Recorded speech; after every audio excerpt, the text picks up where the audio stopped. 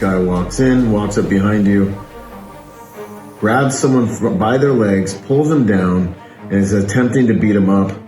Oh, my man produces a firearm, takes control of the situation, grabs something and walks out, drops the guy on his way out. Boom, tactical protection review, learn protection strategies from a protection professional. What can we learn from this violence we see here? And there are a number of things to learn. Understand that when you go to pay for something, you are at your most vulnerable. Freeze it. What do you see here while my man's going to pay for things? And we've seen a million videos like this, right? You're going to pay for something, you got to turn your entire back to the world. I highly recommend when you go to pay for things, if you have people you don't know behind you, blade yourself to the cash register. Make sure that they know that you're paying attention to them so that it makes it a little more complicated for them. Get in their head a little bit, look at them, look back at them, maybe look them up and down real quick. Pay for your thing, but blade yourself rather than completely face the cash register. One small thing that can get you back a split second. All right, my man grabs him by both legs, pulls him down. That was actually a pretty decent takedown. Doesn't know what to do once he's on the ground though, right? So my guy quickly turns over. Gun guy quickly turns over. Now, gun guy is super fast here. Now, we just had that video about guns being a weapon that require more proximity to implement. It's not always true. We've done training with guys such as Craig Douglas and many others that show you how to utilize a firearm in close at retention so that you can do a number of different things with that firearm and contact shots, different things like that. Make firearms very effective at close range. You just have to deal with them differently. Remember, weapons are made to be felt, not seen in the civilian format if you're not in uniform.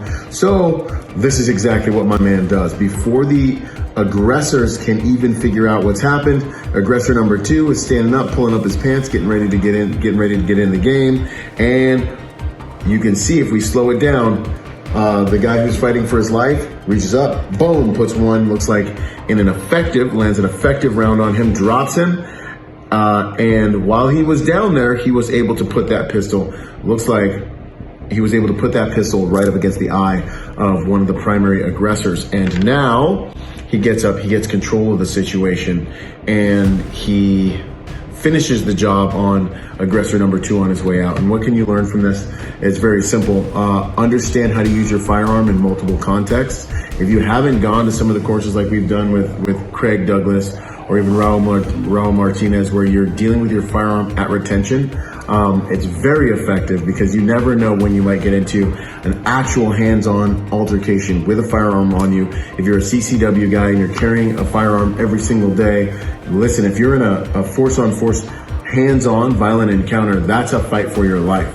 Because if you get incapacitated, knocked out some kind of way, now you're out unconscious with a lethal weapon on your person at the mercy of someone who was willing to do violence to you. So you can't get knocked out. It's unacceptable, right?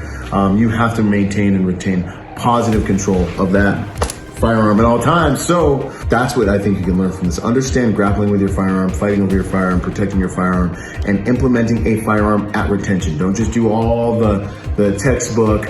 We're gonna go to the range. Let's see if we can put 2 holes in the same hole. That is not combat gunfighting. There's a big difference. Come train with us. More to come. Boom, boom. It's finally here. Go to protectornation.com to join the Protector Nation community.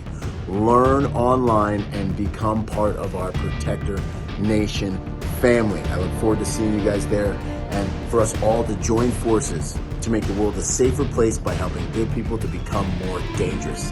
I'll see you there, and until then, be peaceful but not harmless.